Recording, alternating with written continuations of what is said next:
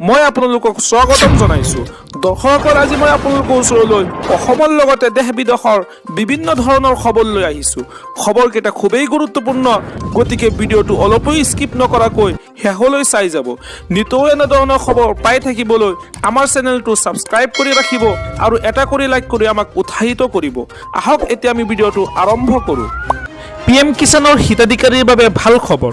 শীঘ্ৰেই কৃষকৰ একাউণ্টত জমা হ'ব 21 নং কিস্তিৰ ধন। ইতিমধ্যে চৰকাৰে মুকলি কৰিছে হেল্পলাইন নম্বৰ। PM কিষাণৰ 21 নং কিস্তিৰ ধন পাবলৈ সাজু হওক আপুনি। দেশৰ লাখ লাখ কৃষকৰ বাবে ডাঙৰ খবৰ দিলে কেন্দ্ৰীয় চৰকাৰে।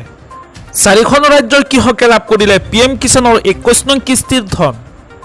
যিকোনো মুহূৰ্তত PM কিষাণৰ ধন লাভ কৰিব কৃষকসকলে। সম্পূৰ্ণ নতুন নিয়মেৰে এইবাৰ দেশৰ কৃষকৰ একাউণ্টত জমা হ'ব ধন। ইতিমধ্যে 4খন ৰাজ্য পঞ্জাৱ, হিমাচল প্ৰদেশ, উত্তৰাখণ্ড আৰু জম্মু কাশ্মীৰত বিতৰণ কৰা হৈছে PM কিষাণৰ 21 নং কিস্তিৰ ধন। বান আৰু বৰষুণৰ সমস্যাৰ বাবে 4খন ৰাজ্যত আগতীয়াকৈ দিয়া হৈছে PM কিষাণৰ ধনৰাশি। অতি শীঘ্ৰেই আন ৰাজ্যৰ কৃষকৰ একাউণ্টতো জমা হ'ব 21 নং কিস্তিৰ ধন। PM কিষাণৰ ধন লাভৰ বাবে আজিয়ে কৰি লওক eKYC আপডেট। যিসকল কৃষকে eKYC সম্পূৰ্ণ কৰা নাই, অতি শীঘ্ৰেই সম্পূৰ্ণ কৰি লওক। আৰু লগতে আধাৰ কাৰ্ড, বেংক একাউণ্টৰ সৈতে সংযুক্ত নাই, তেওঁলোকে নাপাব PM কিষাণৰ ধন। নিজৰ নিজৰ নথি পত্ৰ আৰু একাউণ্টসমূহ পৰীক্ষা কৰক। PM কিষাণৰ হিতাধিকাৰীৰ তালিকাত আপোনাৰ নাম আছে নে নাই সেয়াও পৰীক্ষা কৰক। আপোনাৰ যিকোনো সমস্যাৰ বাবে মুকলি কৰা হৈছে হেল্পলাইন নম্বৰ, আৰু সেই বিশেষ হেল্পলাইন নম্বৰটো হৈছে 155261। আজি আমাৰ পৰৱৰ্তী খবৰটি খুবেই গুৰুত্বপূৰ্ণ, এটা বিগ ব্ৰেকিং নিউজ। অৰুণোদয় আঁচনিত ধন নোপোৱা মহিলাসকলৰ বাবে ডাঙৰ খবৰ। এতিয়াও যদি ধন পোৱা নাই, ফোন কৰক আৰু লাভ কৰক অৰুণোদয় আঁচনি 1250 টকা।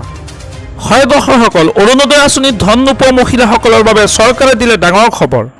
এতিয়াও যদি আপুনি অৰুণোদয় আঁচনি 1250 টকা লাভ কৰা নাই, তেন্তে চিন্তা নকৰিব, কিয়নো অৰুণোদয় আঁচনিত ধন নোপোৱা মহিলাসকলৰ বাবে চৰকাৰে মুকলি কৰিছে হেল্প ডেস্ক আৰু ফোন নম্বৰ। চৰকাৰে মুকলি কৰা সেই বিশেষ নম্বৰত আপুনি ফোন কৰি দিয়ক অভিযোগ, আৰু সেই বিশেষ ফোন নম্বৰটো হৈছে 1800202626। প্ৰতিদিন আপুনি পুৱা 10 বজাৰ পৰা 6 বজালৈ ফোন কৰিব পাৰিব এই নম্বৰত। অৰুণোদয় আঁচনি লাভ নকৰা মহিলাসকলৰ বাবে ৰাজ্যৰ বিত্ত বিভাগে মুকলি কৰিছে এই হেল্পলাইন নম্বৰ। 7 অক্টোবৰত মুকলি কৰি দিয়া হৈছিল অৰুণোদয় আঁচনি হিতাধিকাৰীৰ ধন। কথা আপোনালোকক ক'ব খোজো, অৰুণোদয় 3 সংখ্যা বাঢ়িলে সংখ্যাৰ লগত আঁচনিও বাঢ়িব লাগিব। সেইকাৰণে আমি কৈছো যে 1 নৱেম্বৰৰ পৰা আমি এটা নতুন আঁচনি আৰম্ভ কৰিম। ৰেচন কাৰ্ড সকলোৰে আছে নে নাই? হাত দাঙকচোন। আমাৰ বুথতো হাত দাঙক, যোনে যোনে চাই আছে আমাক। ৰেচন কাৰ্ড আছে নে নাই সকলোৰে? বঢ়িয়া। এই ৰেচন কাৰ্ডত আমি কি পাইছিলো? এতিয়ালৈকে আমি ৰেচন কাৰ্ডত চাউল পাইছিলো। 1 নৱেম্বৰৰ পৰা ৰেচন কাৰ্ডত আমি আপোনালোকক দালি, নিমখ আৰু চেনি কম দামত দিয়া আমি আৰম্ভ কৰিম। 1 তাৰিখৰ পৰা চাউলৰ লগতে দালি, নিমখ আৰু চেনিও আপোনালোকে কম দামত পোৱা আৰম্ভ কৰিব। কি বাকী থাকিলে? গেছ বাকী থাকিলে আৰু মিঠাতেল বাকী থাকিলে, হয় নে নহয়? কি বাকী থাকিলে? গেছ আৰু মিঠাতেল, হয় নে নহয়? এতিয়া কাৰ কাৰ ঘৰত গেছৰ কানেকশ্যন আছে? হাত দাঙক। সকলোৰে আছে।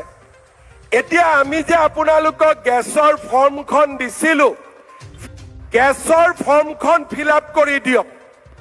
তেতিয়া কি হ'ব? যেতিয়া আপোনালোকে গেছ কিনিব, আপোনালোকৰ বেংক একাউণ্টত মই আৰু 250 টকা পুটুক কৰি দি দিম। হ'ব? 950 টকা গেছৰ দাম, 250 টকা চৰকাৰে দিলে 700 টকা হ'ব।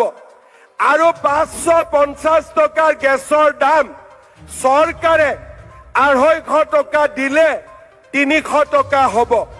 সেইকাৰণে মই আপোনালোকক অনুৰোধ কৰিম, গেছৰ প্ৰপত্ৰখন অতি সোনকালে আপোনালোকে আমাক পূৰণ কৰি দিয়ক।